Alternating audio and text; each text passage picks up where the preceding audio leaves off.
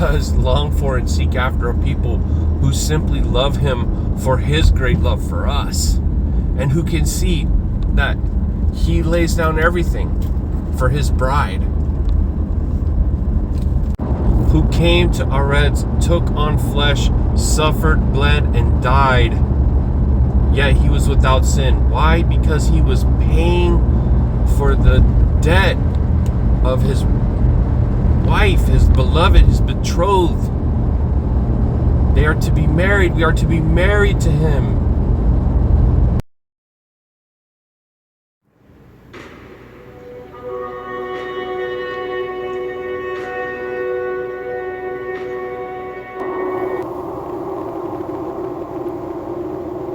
Every man-made religious system in the world enslaves the hearts and minds of men with false teachings and false doctrines.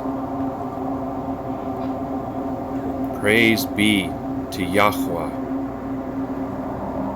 who's raised up his remnant in this day, the Qadashayam of Yasharal, to once again walk in the old ways, to understand the living word by the power of Ruach Hakodesh.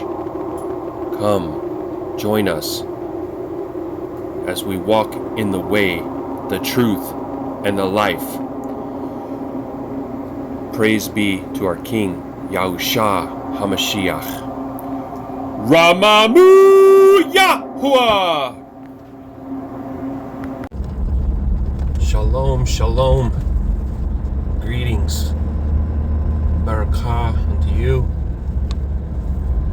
This message may be for you, and it may not be for you. Only Yah knows.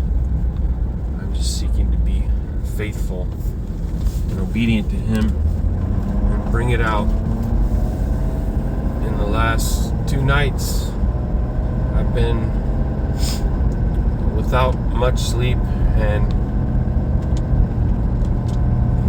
even being, especially last night, given information that was just felt hard, and I could feel the heartbreak and the anguish in it from Abba Father Yahuah. And so I'm going to be sharing now as best I can. Abba Yahuah, help me. You see, Yahuah is full of love. He's so full of love, overflowing with love. And he loves us. He loves his bride, his wife, y'all. His wife. He lays down everything for her. He pours out himself for her. Even from the very beginning, that he would have a people to dwell in his presence in paradise, there was disobedience. He has his heart broken by people who have stiff necks and hard hearts and do not want to trust him or obey him, that seek to go after doctrines of devils and worship other Elohim, worship themselves, worship anything made other than him, the maker, who has love so abundant to give that they can't really fully comprehend how much he loves us, how much he loves us. And yet his wife, his beloved, continues to go astray, to go against him, to not follow his instructions because of love, but because of an obligation or something that we get out of it. What do we get out of it? Okay, I'll listen to him if I get this or if I get that. Conditional love. And he does long for and seek after a people who simply love him for his great love for us, and who can see that he lays down everything for his bride, who came to Aretz, took on flesh, suffered, bled, and died, yet he was without sin. Why? Because he was paying for the debt of his wife, his beloved, his betrothed. They are to be married. We are to be married to him.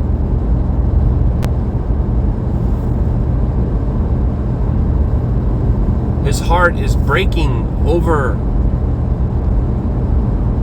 a disobedient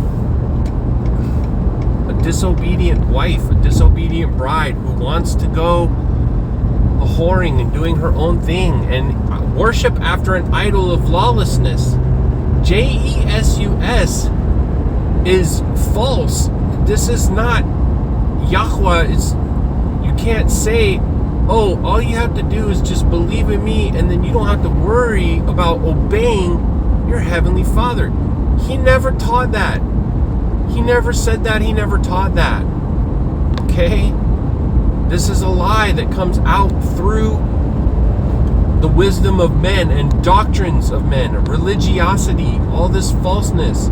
Please hear me. Please understand. The husband loves the bride.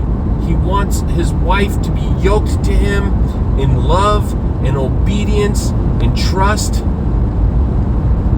Not to just be like, here's the credit card, honey. Go do whatever you want. No. So, the chapters in Romans aren't just, oh, be careful, this might happen. This is a fulfillment of prophecy as well. This will happen. This will come to pass. There is another woman who was cast out and went through much trials and tribulation. She was given curses upon herself. This is Yashar'Al. This is what they call Israel. She's going to be back. She's going to be fulfilled. She is going to be wed to her husband. This is a promise that was made to their fathers, Abraham, Yitzchak, and Yaakov. Yeah? Man, come on, please. Yahuah loves and he wants to be with his people in truth, yeah, and in spirit, in Ruach. And so I had a grieving heart. I felt some of this, the realization that he laid down everything, that he paid it all, and yet there she is, again, continuing to just go her own way, to disobey, to break his heart, to have his name on their lips, but be far from him. Yeah, far from him. Oh my gosh. And those branches are going to be removed again, and the original ones are going to be put back in. The ones that have gone and endured much and have begun to cry out to him and have begun to palal Yahuah, redeem me, restore me in the way, show me your will, show me your statutes, your commandments, your Shabbats. May your times be my times, right? Like Ruth, may your people be my people, that she wanted to be equally yoked. She wanted to come into the kingdom. To come into the kingdom, to be an heir of the kingdom, is to obey. We don't want unruly, lawless, disobedient, heartbreaking. It hurts. It breaks the heart. Yeah?